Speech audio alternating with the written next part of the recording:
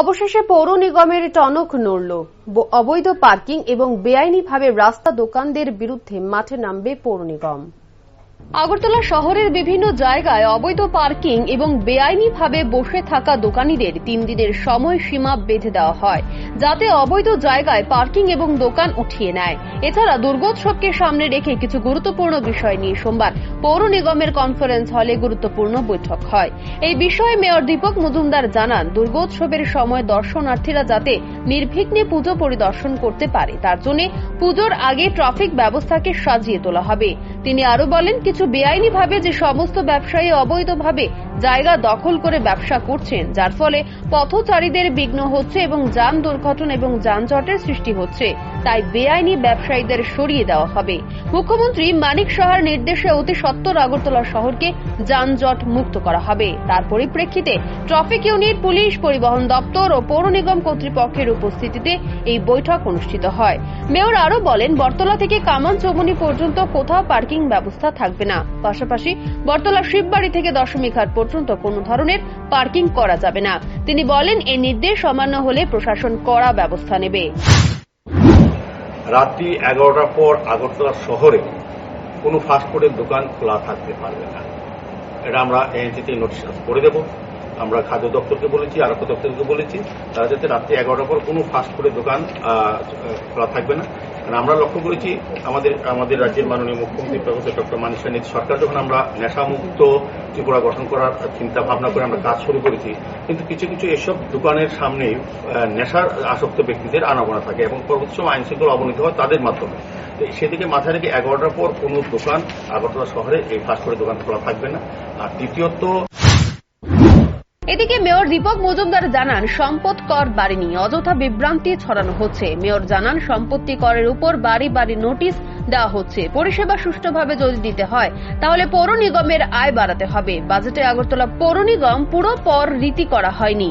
তিনি বলেন, এখন জিআরএস সিস্টেমে সম্পত্তি কর নির্ধারণ করা হয়, কিন্তু পূর্বে যারা ভুল তথ্য দিয়ে সম্পত্তি কর প্রদান করতেন, এবার জিও ট্র্যাকিং এর মাধ্যমে প্রকৃত সত্য বেরিয়ে আসবে, যার ফলে সম্পদ কর বৃদ্ধি হয়েছে। এই ক্ষেত্রে পৌর নিগম কোনো কর বাড়ায়নি, জানালেন মেয়র।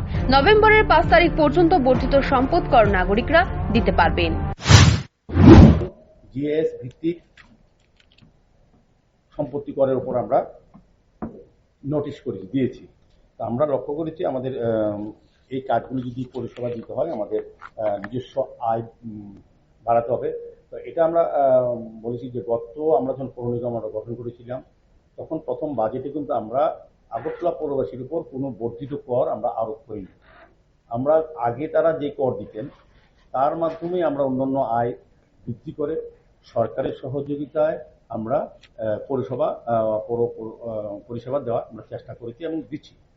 এবারে কিন্তু আমাদের বাজেটে 397 কোটি টাকার বাজেট আমরা করেছি, লক্ষ্য রেখেছেন, আপনারা পেয়েছেন।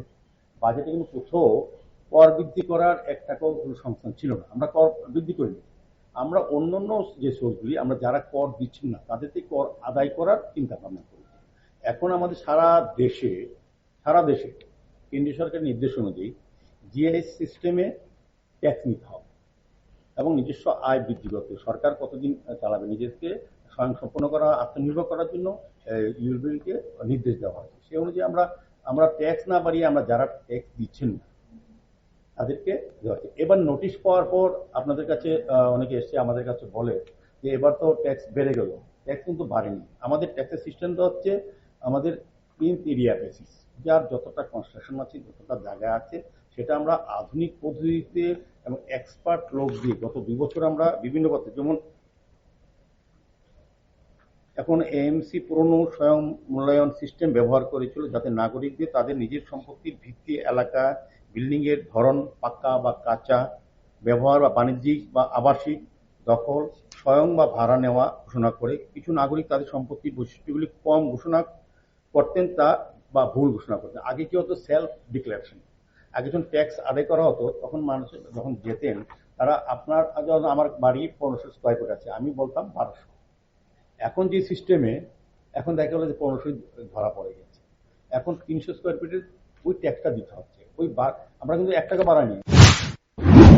সম্প্রতি সম্পত্তি কর বৃদ্ধি নিয়ে রাজনৈতিক দলগুলোর মধ্যে চলছে জোর চর্চা, অভিযোগ আর পাল্টা অভিযোগ। তবে পুজোর আগে এই সম্পদ কর বৃদ্ধির নোটিশ পেয়ে আম জনতা হতাশাগ্রস্ত হয়ে পড়েছে।